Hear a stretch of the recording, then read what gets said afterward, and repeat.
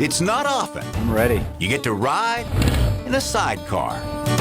You know you're crazy as hell. I wouldn't ride in a sidecar for nothing. And you'll seldom meet a motorcycle man like Russell Groover. At 76, he's seen them all. I've ridden motorcycles since I was 12 years old and entered into every competition you could think of.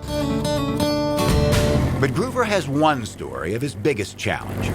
When he was a Tampa motorcycle police officer in November 1963. We knew that President Kennedy was coming, and there had been rumors around the department that there had been a lot of threats on his life and everything. When the president arrived in Tampa, Groover was assigned to ride the motorcycle closest to Kennedy. They're putting the President of the United States' life in my hands, more or less, is the way I accepted that. There were rumblings. Apparently the CIA and the FBI and so forth had inside information that Tampa would be the place that they would try an assassination. To make contact with the crowd. An old documentary shows President Kennedy smiling in Tampa, but a Secret Service agent asked Groover what he'd do if someone in the crowd ran toward the president. I said, well, I'd hit him with a motorcycle, you know. He asked me why. I said, well, if I tried to shoot him, I could miss and hit somebody in the crowd or whatever.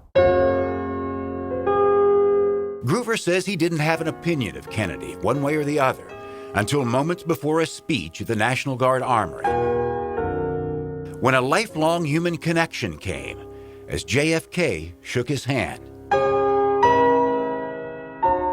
He says, you have a family? I said, yeah, I've got a son and a daughter about the same age as yours. And he told me I was a lucky man. And I said, I know it. And then he walked on into the building. 4 days later, the infamous and most unlucky day in Dallas. Just 4 days before, I had been with him. I felt akin to him now, like he's one of us. It's kind of like somebody kicked me in the gut. So I've got 35 motorcycles. Since then, Russell has collected more motorcycles than he can remember. Yeah, that's an SL70. But he'll never forget the one he rode that day and the words Kennedy said. When I was sitting in my house alone, that's what I kept hearing to myself. You're a lucky man. And I knew it. Groover knows there will always be another motorcycle, but never another day like that one, riding in Tampa with President Kennedy. Lloyd Sowers, Fox 13 News.